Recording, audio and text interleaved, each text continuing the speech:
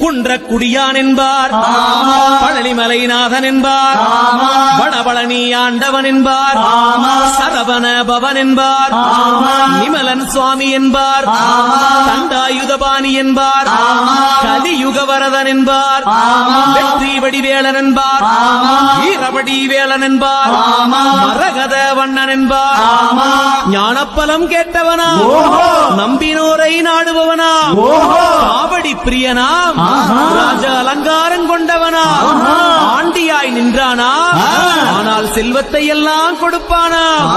அப்படிப்பட்ட முருகனவன் ரொம்ப ரொம்ப சின்னவனா சுவாமி.